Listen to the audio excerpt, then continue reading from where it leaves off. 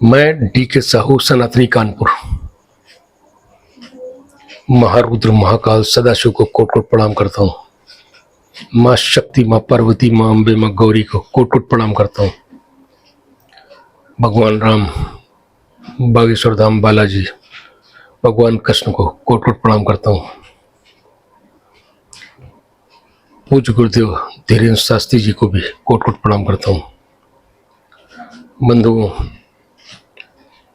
इस वीडियो के शुरुआत में ही मैं आप सभी को पुनः याद दिलाना चाहूँगा कि पूज्य गुरुदेव धीरेन्द्र शास्त्री जी ने इस देश को हिंदू राष्ट्र घोषित करवाने के लिए जो एक मुहिम छेड़ रखी है, वो निरंतर हम सभी से ये निवेदन करते रहे हैं कि हम सब उनकी इस मुहिम का हिस्सा बने और इस देश को हिंदू राष्ट्र घोषित करवाने के लिए, सनातनी संस्कृति को ऊंचाइयों तक ले जाने के लिए अपने सभी प्रयत्न निरंतर करते रहें और उनकी इस मुहिम के प्रचार का हिस्सा बने।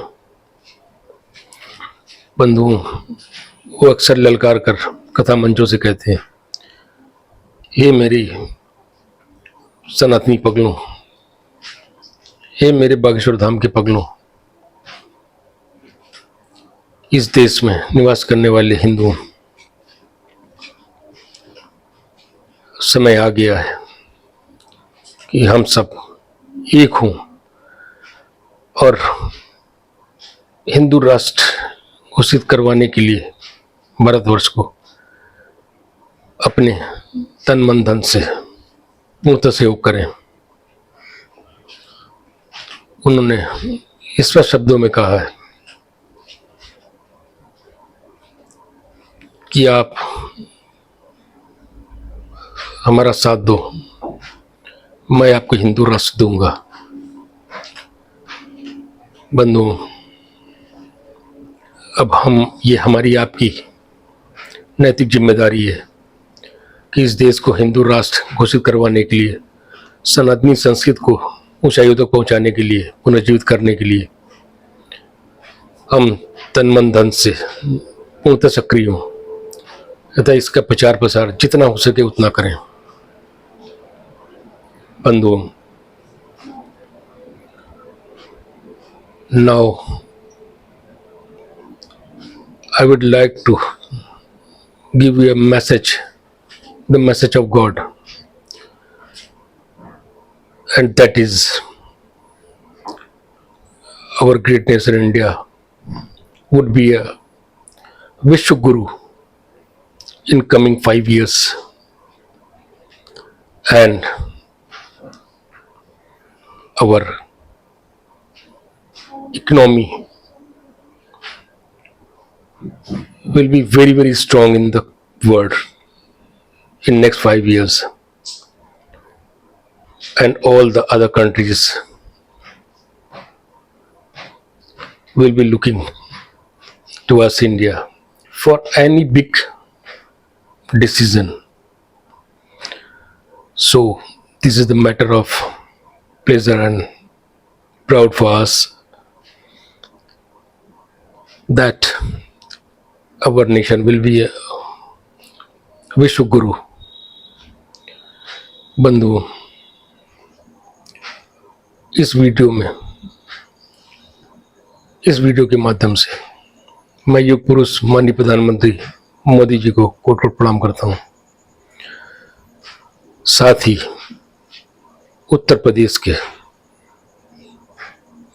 महानायक माननीय मुख्यमंत्री योगी आदित्यनाथ जी को भी प्रणाम करता हूँ। इन दोनों महान विभूतियों के कारण आज देश का हिंदू और सनातनी संस्कृति सुरक्षित है और जिन खतरों को हम और आप देख रहे हैं जैसे कि बांग्लादेश के घटनाएं, ये हम सभी के लिए एक बहुत ही दुस्वप्न की तरह है कि पहले तो पाकिस्तान में ही हिंदू सुरक्षित नहीं था, अब हमारे आसपास के देशों में भी स्थितियां हिंदुत्व के पूर्णतः विपरीत हैं। और इन परिस्थितियों में भी हम अगर न जागे, एक न हो सके, तो हमारी आने वाली पुश्तें न सिर्फ क्रंदन करेंगी बल्कि गुलामी में जिएंगी। इसलिए माननीय योगी आदित्यनाथ जी ने कुछ दिन पूर्व जो शब्द कहे हैं, हम सभी को उन्हें याद रखना चाहिए कि हम सब एक होंगे तो मजबूत होंगे, अन्यथा पिटने के लिए तैयार रहें। बंधुओं, हम सभी के लिए ये एक विचारणीय प्रश्न है कि 1000 साल की गुलामी के बाद भी अगर हम पूर्णतः शारीरिक मानसिक रूप से एक नहीं हो पा रहे हैं, तो हम सभी के लिए ये डूब मरने वाली बात है। अब समय आ गया है कि हम आप हिंदुत्व की रक्षा के लिए, सनातनी संस्कृति की रक्षा के लिए अपने आप को समर्थ बनाएं, मजबूत बनाएं और हिंदू राष्ट्र की परिकल्पना को साकार करने के लिए अपने सभी प्रकार के प्रयत्नों को जारी रखें। बंधुओं, वर्तमान समय शक्ति, सामर्थ्य और एकजुटता का है। ये कहा ही गया है, संघे शक्ति कलयुग है। कलयुग में संघ में ही शक्ति है।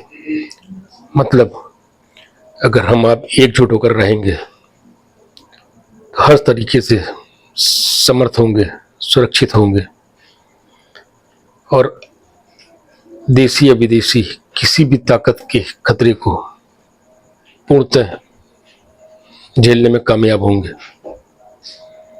इसलिए मेरे मित्रों, भाइयों एवं बंधुओं, अब हम और आप मिलकर सनातनी संस्कृति को मजबूत करने के लिए सतत प्रयत्न शुरू कर दें। साथ ही इस देश को जो गौरव युग पुरुष माननीय प्रधानमंत्री मोदी जी ने दिलाया है, वो बनाए रखने के लिए हमसे जो पड़े वो हम करें और देशभक्ति को अपने जीवन में प्रथम स्थान दें। इन्हीं शब्दों के साथ मैं अपनी वाणी को विराम देता हूँ। जय हिंद, जय भारत, जय हिंदू राष्ट्र।